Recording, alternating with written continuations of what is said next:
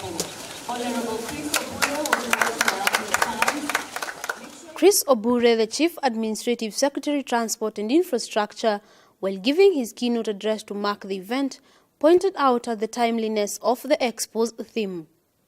The theme of this Expo, Homes Within Reach, resonates very well with one of the government's Big Four agenda of delivering affordable housing to Kenyans by the year 2022. The CAS went on to note that housing remains to be a major challenge in the country, given the myriad of challenges the industry faces. Ladies and gentlemen, development of housing is still a challenge in this country, owing to the high costs of inputs that go into housing, the major components being land, finance, and building materials. This is exacerbated by the fact that more than half of the population live below the poverty line. Further, we note that out of the estimated 50,000 houses developed each year in this country, over 80% are developed for the middle and high income earners. It's also noted that we have less than 25,000 mortgages out of a population of over 45 million people. This is an indication of a systemic problem that will require a substantial disruptive force to remedy. We appreciate that. He went on to add that for the situation to improve, very decisive action must be taken, including concerted efforts by the various stakeholders. There is therefore an urgent need to correct this situation so that informal and low-salaried citizens in both rural and urban areas can access affordable housing. This calls for a close working relationship among all stakeholders so that we can together make homes within reach a reality. He further noted that while his ministry is tasked with the delivery of the affordable housing pillar of the Big Four agenda and is equal to the task, he called upon other stakeholders to complement its efforts. As a ministry, we are tasked with the responsibility of delivering at least 500,000 affordable housing units by the year 2022. I believe we possess the capacity to stand up to this task. I call upon all of you as stakeholders in this sector to assist in the attainment of this goal. Whereas affordable housing dilemma poses a challenge, it creates vast opportunities which the CAS was quick to point to the stakeholders present. We are aware that Kenya is urbanizing rapidly, resulting in serious housing deficit in major urban centers. The demand for new housing is estimated at 200,000 housing units per year. This trend must be checked by ensuring we channel more resources and investments towards construction of appropriate housing to meet this demand. Additionally, a well-developed affordable housing framework has the potential to create a stimulus, since mass production of homes will create a construction boom that can provide numerous opportunities for the job market. Indeed, in other jurisdictions where affordable housing projects have been implemented, the impact to GDP has been significant. The program will also develop local industry by promoting use of locally sourced and available materials as well as services.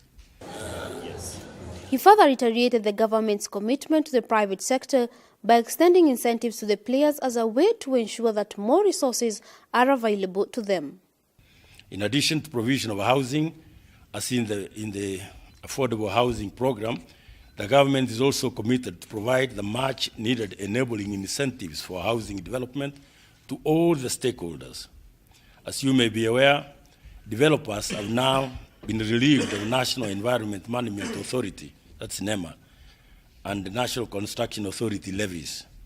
We hope this will boost housing supply by cutting high preliminary costs incurred by the developers and be able to plow the savings back to development of more units. On his part, Daniel Ojijo, the executive chairman, Homes Universal, and the organizers of the Expo noted the critical role that the Expo plays in the housing sector. The Expo attracts the international market and addresses the acute housing shortage, supports the growth of the housing industry, and creates synergy between industry players. He further noted that the theme for this year's efforts was inspired by the government's goodwill gesture on affordable housing and called upon all to support the undertaking given the magnitude of the problem. The 27th Kenya Homes Expo theme is Homes for All. This was inspired by positive government initiative to provide social and affordable housing to the less privileged in our society under the Agenda 4. We all know that developers have faced a very huge challenge in providing houses that are below 3 million, that are decent and well located.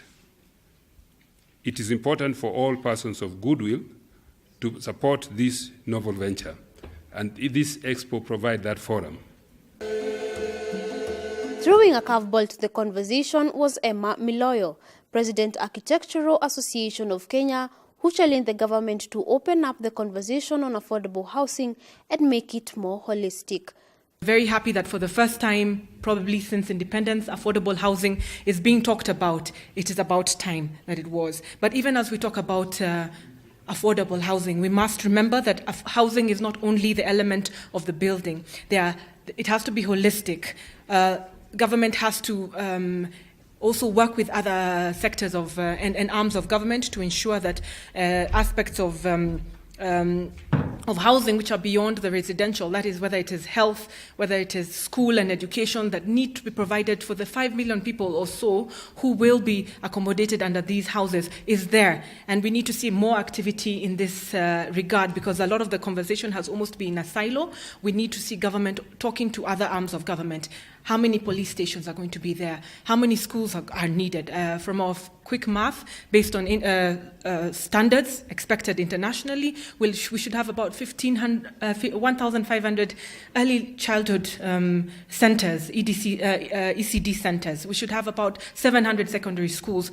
Where are those plans? Have we seen them? How is government engaging with the private sector to put up these facilities? Because I cannot imagine that they would be able to do it all alone. The ground is ripe for the attainment of affordable housing, a key pillar in the Big Four agenda by the government. If the talk will translate to the work, but the big question is, how well positioned are you to reap the gains it promises? For Brand Plus TV Business News, I am Daisy Wambua.